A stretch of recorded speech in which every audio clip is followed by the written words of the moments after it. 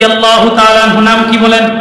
হামজালা রাদিয়াল্লাহু তাআলা আনহু এত কালো হওয়ার কারণে মদিনার কোন নারী তার কাছে বিয়ে বসতে চায় না।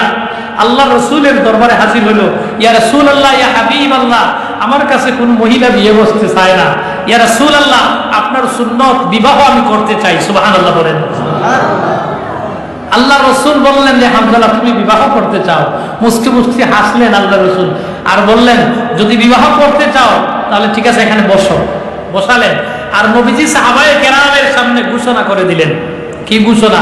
দেখেন নবীজির জবান, নবীজির একটা কথা, যেই কথাটা নবীজির জবান থেকে বের হয় এটা কোনো সাধারণ কথা না। আমার নবীর জবান থেকে কোন কথা বের হলে এই কথাটা হয়ে যায় হাদিস। সুবহানাল্লাহ বলেন। এই কথাটা কি জুড়ে বলেন? হাদিস। প্যারে হাজিরিন, আমার নবী বললেন, রে সাহাবায়ে কেরাম, শুনো শুনো, একটা ঘোষণা আমি করে দিলাম, মদিনার মহিলাদেরকে তোমরা জানিয়ে দাও, আমার সাহাবী হামজালাকে যদি মদিনার কোন মহিলা বিয়ে করে, আমি ওই মহিলার জন্য জান্নাতটা ওয়াজিব করে দিলাম। ওই মহিলার জন্য কিয়ামতের দিন আমি নবী মুহাম্মদুর রাসূলুল্লাহর সাথে সে জান্নাতে থাকবে। আরো জোরে বলেন না সুবহানাল্লাহ। নবীর সম্মান বেশি না কম? জোরে বলেন, বেশি না কম? জান্নাত দিবেন আল্লাহ, কিন্তু আমার নবী ঘোষণা করে দিলেন। দেখলেন আল্লাহ, আমার নবী যা বলবেন আল্লাহ তা দিতে বাধ্য। সুবহানাল্লাহ করে। কারণ আমার নবী হচ্ছেন ইমামুল মুরসালিন। কিয়ামতের দিন আমার নবী শাফাআতে কুবরার মালিক হবেন। উনি সবচাইতে বড় শাফাআত করবেন, 50,000 বছর পর্যন্ত শাফাআত করবেন। আরো জোরে বলেন না সুবহানাল্লাহ। কিন্তু মূর্খের দলেরা আমার নবীর শাফাআত মানতে রাজি না। বলে কিয়ামতের দিন নাকি আমার নবীও চিন্তায় থাকবেন, গুনার জন্য কাউকে শাফাআত করতে পারবেন না। উনি নাকি কিয়ামতের মাঠে ইয়া নফসি ইয়া নফসি বলবেন। নাউজুবিল্লাহ, জোরে বলেন। তাহলে নবী সম্পর্কে যাদের এরকম আকীদা, এরকম ঈমান, কিয়ামতের দিন তারা কি নবীর শাফাআত পাবে? শাফাআত তো মানেই না, তাইলে কিভাবে পাবে? ঠিক না বেটি? দেখেন আল্লাহ রাসূল বলছেন, রে সাহাবায়ে কেরাম, আমার হামজালাকে যেই মহিলা বিয়ে করবে তাকে কি কোন জায়গায় দিব? আমার সাথে জান্নাতে থাকবে। সুবহানাল্লাহ বলেন। এই ঘোষণা মদিনায় হয়ে গেল। হওয়ার পরে মদিনার সবচেয়ে সুন্দরী, আমাদের মধ্যে বিশ্ব সুন্দরী আছে না নাই? মদিনার সবচেয়ে সুন্দরী মহিলার কাছে এই খবরটা যখন গেল যে হামজালাকে বিয়ে করলে নবীজি ঘোষণা দিয়েছেন ওই মহিলা আল্লাহ রাসূলের সাথে জান্নাতে থাকবে। সুবহানাল্লাহ। চিন্তা করেন, ওই মহিলা সাথে সাথে রাসূলের দরবারে হাজির হয়ে গেল। সুবহানাল্লাহ। এসে বলল, ইয়া রাসূলুল্লাহ, ইয়া হাবিবাল্লাহ, মদিনার শহরে এই ঘোষণাটা শুনলাম, আপনার সাহাবী হামজালা রাদিয়াল্লাহু তাআলা আনহুকে যেই মহিলা বিয়ে করবে আপনার পক্ষ থেকে ঘোষণা এসে গেছে, ওই মহিলা আপনার সাথে জান্নাতে থাকবে। ইয়া রাসূলুল্লাহ, ইয়া হাবিবাল্লাহ, ওগো নবীজি, আপনার কথা মিথ্যা হতে পারে না, সত্য, অবশ্যই সত্য। ইয়া রাসূলুল্লাহ, ইয়া হাবিবাল্লাহ, যদি জান্নাতের ঘোষণা দিয়ে থাকেন তাহলে আমি আপনার হামজালাকে বিয়ে করতে রাজি। জান্নাতের বদলা আমি হামজালা যত কালো মানুষ হোক আমি বিয়ে করতে। সুবহানাল্লাহ। আল্লাহর রাসূল নিজ হাতে হামজালাকে বিয়ে পড়িয়ে দিলেন। সাথে সাথে বিয়ে পড়িয়ে দিলেন আর হামজালাকে বললেন, যাও তোমার স্ত্রীকে নিয়ে চলে যাও। সুবহানাল্লাহ বলে। ওই রাত্রিতে হামজালা কোন জায়গায়? বাসর ঘরে। ফজরের সময় ঘোষণা শুনলেন যে উহুদের ময়দানে যুদ্ধ শুরু হয়ে গেছে। সুবহানাল্লাহ বলেন। খুব খেয়াল করে শুনবেন। আপনি আমি বাসর রাত তুইয়া কি তাইলাম নিবার ইয়া মাতন না কেন? বাসর রাত একে তো বিশ্ব সুন্দরে বিয়া করছ, আর ও রাত মাত্র বাসর রাত চলে, খবর গেছে যে এখনো তাম গেছে, খবর গেছে না, ঘোষণা হইতে আছে যে উহুদের ময়দানের দিকে সাহাবায়ে কেরামদেরকে নিয়ে আল্লাহর রাসূল উহুদের ময়দানে চলে যাচ্ছেন, যুদ্ধ শুরু হয়ে যাবে। সুবহানাল্লাহ বলেন। দেখেন তাদের স্ত্রীর জন্য বেশি মহব্বত না আল্লাহর রাসূলের জন্য? সুবহানাল্লাহ বলেন। সাথে সাথে যখন হামজালার কানে এই ঘোষণাটা চলে গেল, আমার বন্ধুগণ, মুরব্বিয়ানে কেরাম, বাবারা, খুব মনোযোগ দিয়ে কথাগুলো শুনবেন। সাহাবায়ে কেরাম আমার নবীকে কিরকম মহব্বত করতেন। এই ঘোষণা রাসূল আকরাম সাল্লাল্লাহু আলাইহি ওয়াসাল্লামের কানে যাওয়ার সাথে সাথে আমার আপনার নবীর সাহাবী হামজালা রাদিয়াল্লাহু তাআলা আনহু বাসর ঘর থেকে দৌড় দিতে শুরু করলেন। কোন দিকে? উহুদের ময়দানের দিকে। মদিনা শরীফ থেকে উত্তর দিকে উহুদের ময়দান। যারা হাজী সাহেব যারা গেছেন তারা দেখছেন 1 থেকে 1.5 কিলোমিটার উত্তরে উহুদের মাঠ। ঠিক না বেটি?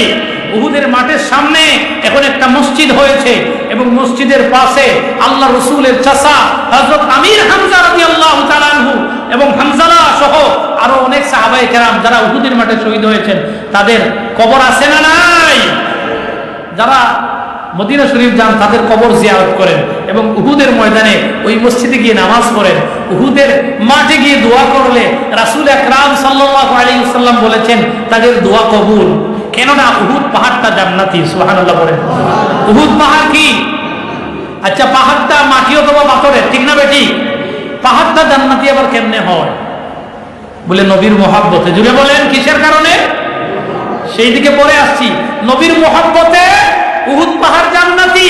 নবীর মহব্বতে উস্তুনে হান্নানা, যেখানে বসে নবীজি খুতবা দিতেন, ওই একটি খাজুর গাছের ডাল, ওই উস্তুনে হান্নানা জান্নাতি কিনা? তবে নবীর মহব্বতেও জান্নাতি হওয়া যায় কি যায় না? সুবহানাল্লাহ, সুবহানাল্লাহ। খুব কথাগুলো খেয়াল করে শুনবেন। হযরত হামজালা দৌড় দিছেন, পিছন দিকে ওনার স্ত্রীও দৌড়ান। বলেন রে হামজালা কোথায় যাও?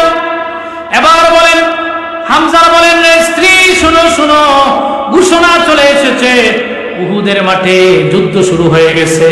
আজকে আমি যদি তোমাকে নিয়ে বাসর করে থাকি আর আমার নবীজির যদি কোনো ক্ষতি হয়ে যায়, কাফেররা যদি নবীজিকে হত্যা করে ফেলে, কাল কিয়ামতের কঠিন মুসিবতের সময় আমি আমার আল্লাহর কাছে কি জবাব দিব? সুবহানাল্লাহ বলেন। সাহাবায়ে কেরাম নবীকে কেমন মহব্বত করেন।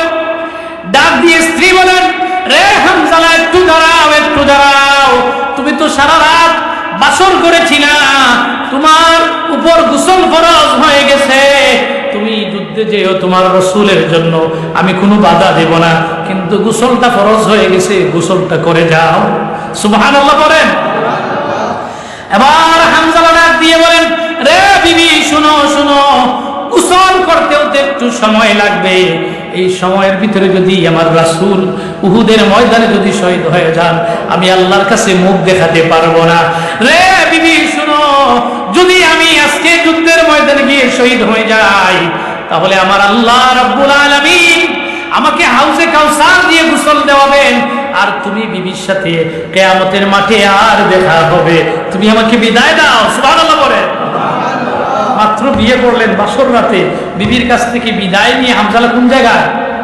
যুদ্ধের মাঠে। সাহাবায়ে কেরাম নবীকে তাদের জীবনের চাইতে, স্ত্রী পুত্রের চাইতে, তাদের সব কিছুর চাইতে বেশি ভালোবাসতেন কি বাসতেন না? জুড়ে বলেন, বাসতেন কি বাসতেন না? এটা সাহাবায়ে কেরাম প্রমাণ দিয়েছেন, ঠিক না বেটি?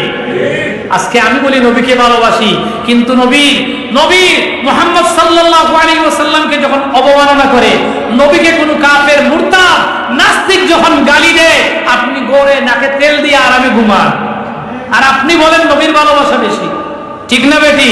প্যারে হাজিরিন, নবীর ভালোবাসা যদি কারো অন্তরে থাকে, কেউ যদি আমার নবীকে ছোট করে খাটো করে, নবীর শান ও মানের বিপক্ষে কথা বলে, আশিকে রাসূল ওই ব্যক্তি, যেই ব্যক্তি ঘরে বসে থাকবে না, ময়দানে নেমে যদিও একা হয় নবীর জন্য জীবন দিয়ে দিবে, একটুও পিছু পা হবে না। রাসূল আকরাম সাল্লাল্লাহু আলাইহি ওয়াসাল্লাম ওই ব্যক্তির ব্যাপারে বলেন, ওয়াজাবাত লাহু শাফাআতি ইয়াউমাল কিয়ামা, যেই ব্যক্তি আমি নবীকে মহব্বত করে, আমি নবীর উপর দুরূদ পড়ে, আমি নবীর জন্য জীবন দেয়, আমি ওই উম্মতের শাফাআত করা আমি নবীর উপর ওয়াজিব। সুবহানাল্লাহ বলেন।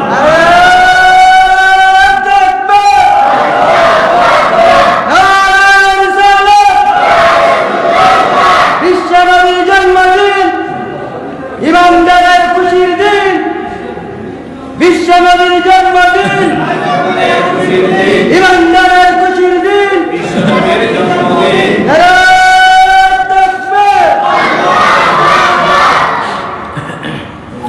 মারহাবা, সবাই কই মারহাবা। পবিত্র ঈদে মিলাদুন নবী আল্লাহ যেন কবুল করেন, পড়ি আমিন। বন্ধুরা আমার, বাবাজিরা আমার, আমি বলতেছিলাম হযরত হামজালা রাদিয়াল্লাহু তাআলা আনহু ওনার স্ত্রীর কাছ থেকে বিদায় নিয়ে যুদ্ধের ময়দানের দিকে ছুটে গেলেন। বাসর রাতে গোসল ফরজ, গোসল করলেন না। উহুদের ময়দানে এসে হাজির হলেন, বললেন লাব্বাইক ইয়া রাসূলুল্লাহ, ইয়া রাসূলুল্লাহ, আমি হামজালা হাজির হয়ে গেছি। ইয়া রাসূলুল্লাহ, আমি যুদ্ধ করতে চাই। আল্লাহর রাসূল বললেন, রে হামজালা, আমি গতকালকে তোমাকে না বিবাহ করাইয়া দিলাম, তোমার স্ত্রীকে নিয়ে বাসর করে, এখন থাকার কথা, তুমি যুদ্ধের মাঠে কেন চলে আসলা? হামজালা বলেন, ইয়া রাসূলুল্লাহ, ইয়া হাবিবাল্লাহ, নবীজি, আপনি যুদ্ধের ময়দানে সাহাবায়ে কেরামদেরকে নিয়ে যুদ্ধ করবেন, আর আমার বিবিকে নিয়ে আমি বাসর করে থাকবো, এই শিক্ষা তো আপনি আমাদেরকে দেন নাই। ইয়া রাসূলুল্লাহ, ওই মাহবুদের কসম করে বলি, যেই মাহবুদের হাতে আমার প্রাণ, আমি আপনাকে আমার স্ত্রীর চাইতে, আমি হামজালার জীবনের চাইতে আমি বেশি ভালোবাসি। ইয়া রাসূলুল্লাহ, আমি যুদ্ধের ময়দানে চলে এসেছি, আমি হাসি মুখে আপনার ভালোবাসা নিয়ে, আপনার মহব্বত নিয়ে আমি জীবন দিতে পারি। সুবহানাল্লাহ। হযরত হামজালা যুদ্ধের ময়দানে, উহুদের মাঠে যুদ্ধ করতে করতে এক সময় শহীদ হয়ে গেলেন। সংক্ষিপ্ত করে কথা বলি, শহীদ হয়ে গেছেন। হামজালা শহীদ হয়ে গেছে। প্যারে হাজিরিন, সন্ধ্যাবেলা যখন যুদ্ধ শেষ, আল্লাহর রাসূল সাল্লাল্লাহু আলাইহি ওয়াসাল্লাম সাহাবায়ে কেরামদেরকে বললেন, সাহাবায়ে কেরাম যারা শহীদ হয়েছেন তাদের দেহগুলা, দেহ মুবারক শহীদদেরকে এখানে যেন জমা করা হয়। জমা করা হচ্ছে, কিন্তু দুইটা শহীদের লাশ পাওয়া যায় না। কয়জন? দুইজন। দুইজন শহীদ সাহাবায়ে কেরাম, দুইজনের লাশ পাওয়া যাচ্ছে না। একজন হলেন নবীর চাচা আমির হামজা রাদিয়াল্লাহু তাআলা আনহু, দ্বিতীয়জন হলেন হামজালা রাদিয়াল্লাহু তাআলা। সুবহানাল্লাহ পড়েন। আল্লাহর রাসূল সাল্লাল্লাহু আলাইহি ওয়াসাল্লাম পেরেশান হয়ে গেলেন। একদিকে নবীর দামদান শহীদ হয়েছে, উহুদের ময়দানে রক্তগুলা পড়তেছে, অন্যদিকে যখন শুনলেন ওনার চাচা হামজালার লাশ খুঁজে পাওয়া যায় না, আমার নবীর চক্ষু বেয়ে বেয়ে অশ্রু ঝরতেছে। এমত অবস্থায় হযরত জিবরাইল আলাইহিস সালাতু ওয়াস সালাম এসে হাজির হলেন আর বললেন, ইয়া রাসূলুল্লাহ, ইয়া হাবিবাল্লাহ, আপনার চিন্তা করার কারণ নাই।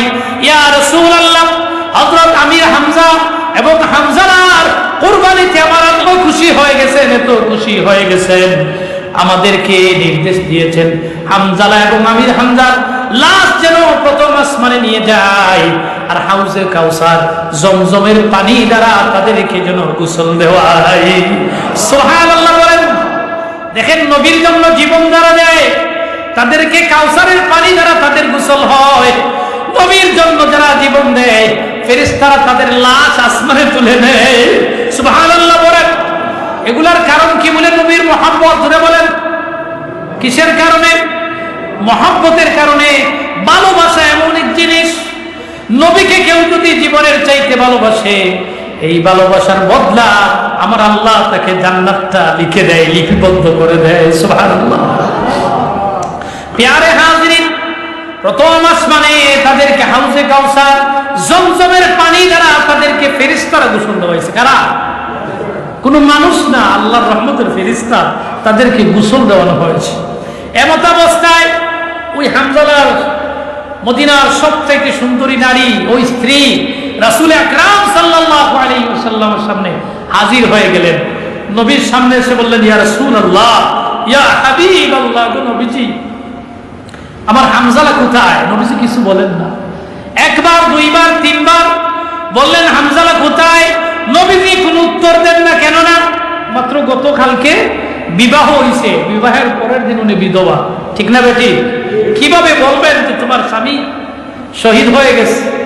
নবীজি কিছু বলেন না।